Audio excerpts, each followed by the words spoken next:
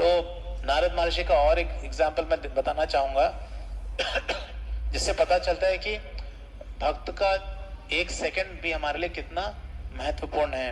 एक श्लोक है ना भागवतम में कि उसमें चैतन्य चैतन्य लव मात्र साधु संग सर्व सिद्ध, साधु संग सर्व शास्त्र कया, लव मात्र साधु संग सर्व सिद्धि होया। लव किसको बोलते हैं? LOV लव नहीं वो लव नहीं, लव मात्र। लव मात्र मतलब एक सेकंड को अगर आप 11 हिस्सों में बांटोगे तो हर एक हिस्सा वो लव कहलाता है, लव मात्र साधु संग। तो उतना छोटा एसोसिएशन भी बहुत इंपॉर्टेंट होता है। आपने मूवी में ये डायलॉग सुना होगा जिसमें वो हीरोइन बोलती है, एक चुटकी सिंदूर की कीमत तुम क्या जानो। हाँ, रमेश बाबू हमारे एक रमेश बाबू है ना हाँ, तो रमेश बाबू करके बोलते हैं। तो वो वैसे ही एक लव मात्र का जो एसोसिएशन है उसकी कीमत इतनी ज्यादा है। आपको इस छोटी सी कथा से मैं समझाऊंगा, उसके बाद हम वाइंड अप करेंगे। एक बार नारद महर्षि अम्बरीश महाराज से मिलते हैं। तो अम्बरीश महाराज तो बहुत अच्छे भक्त हैं। तो वो कहते हैं कि मेरा जो भाई है वो शराबी है, जुआ खेलता है, नशा करता है, व्यभिचार करता है, मैं उसके लिए बहुत चिंतित हूँ। लेकिन भागवतम में तो कहा है कि अगर आपके जीवन में कोई भी, आपके अगर लाइफ में कोई भी मतलब आपके परिवार में कोई भी अगर एक भक्त बन जाता है तो क्या होता है, आपका पूरा 21 पीढ़ियां लिबरेट हो जाती हैं। अब अम्बरीश महाराज सोचे नहीं ये कैसे होगा, अभी मेरा भाई तो इतना नशेड़ी जुआरी शराबी है। तो वो नारद महर्षि से प्रार्थना करते कि आप कुछ कीजिए।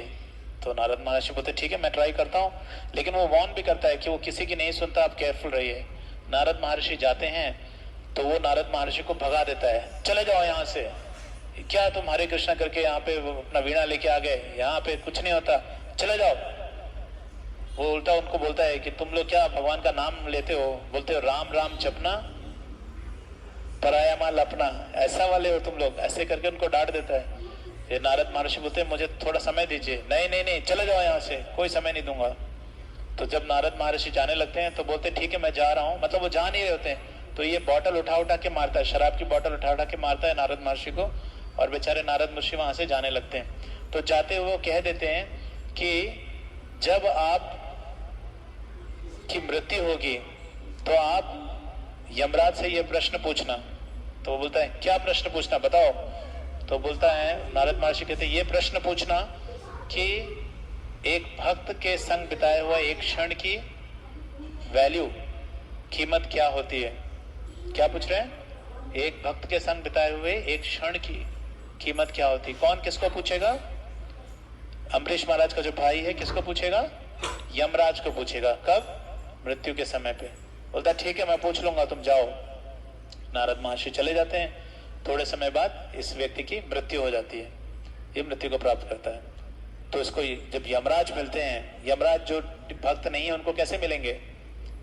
बाल खड़े हुए, आंख लाल, एकदम गुस्से में, क्रोध में मिलते हैं। वैसे यमराज डिवोटीज को नहीं मिलते, लेकिन अगर मिलेंगे भी तो बड़े प्यार से मिलते हैं कि आइए बैठिए, और क्या हो रहा है, थोड़ा देखेंगे नर्क लोक में कैसा चल रहा है, आइए एक टूर पे ले जाता हूँ, प्रेम से लेके जाएंगे। लेकिन नर्क हमको ऐसे दर्शन नहीं होते यमराज जी के। लेकिन जब किसी जो डिवोटी नहीं है उसको यमराज मिलते हैं तो बड़े क्रोध में मिलते हैं। तो उनको मिलते हैं तो वो बोलते हैं कि यमराज इससे पहले कि आप मुझे दंड दीजिए, मेरा एक प्रश्न है। तो यमराज सोचते हैं तो बहुत अच्छी बात है, प्रश्न उत्तर कर रहा है यहाँ पे आके, ठीक है चलो प्रश्न पूछो। तो ये बोलता है कि मैं एक प्रश्न पूछना चाहता हूँ, वो ये है कि एक क्षण जो हमने भक्त के साथ बिताया उसकी कीमत क्या है, उसका मूल्य क्या है। तो नारद ये यमराज सोचते हैं कि सवाल तो बहुत अच्छा पूछा है प्रश्न, कुछ इसमें बात होगी, चलिए ब्रह्मा जी से पूछेंगे। तो वो क्या करते हैं, इसको अपने साथ लेते हैं, बोलते चलो बैठो मेरे, किस पे बैठाएंगे? यमराज जी का वाहन क्या है? चलो मेरे भैंसे पे बैठो, मैं एक्सीलेटर मारता हूँ, चलते हैं कहाँ पे? ब्रह्मा जी के पास चलते हैं। वो जाते हैं ब्रह्मा जी के पास, और ब्रह्मा जी के पास जाके बोलते हैं कि ब्रह्मा जी ये ऐसा प्रश्न पूछ रहा है, इसको नर्क जाना है अभी। तो ब्रह्मा जी बोलते हैं ये प्रश्न तो बहुत अच्छा है कि एक भक्त की बात हो रही है, भक्त के साथ बिताया कि एक क्षण की का मूल्य क्या है। बहुत बहुत वैल्यूबल क्वेश्चन है, इसको मैं आंसर नहीं करूंगा। एक काम करते हैं, शिव जी के पास चलते हैं। तो अब कौन कौन हो गए?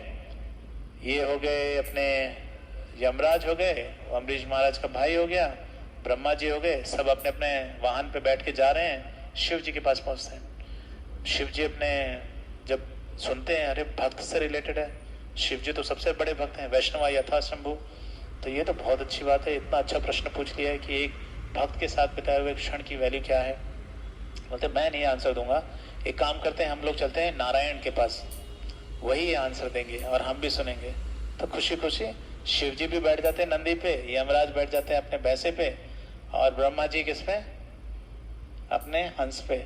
और ये किसी पे बैठा होगा मुझे पता नहीं, किसी एक के साथ बैठ गया होगा पिलियन राइडर बन के। तो ये भी जा रहे हैं, तो जा करके पहुंचते हैं वैकुंठ लोक में, और वैकुंठ लोक में नारायण से पूछते हैं कि हे भगवान विष्णु, इस प्रश्न का उत्तर दीजिए, हम भी बहुत उत्सुक हैं जानने के लिए। ये व्यक्ति जो नर्क लोक में पहुंच गया था, इसने ऐसा सवाल पूछ लिया तो हम और उत्सुक हो गए।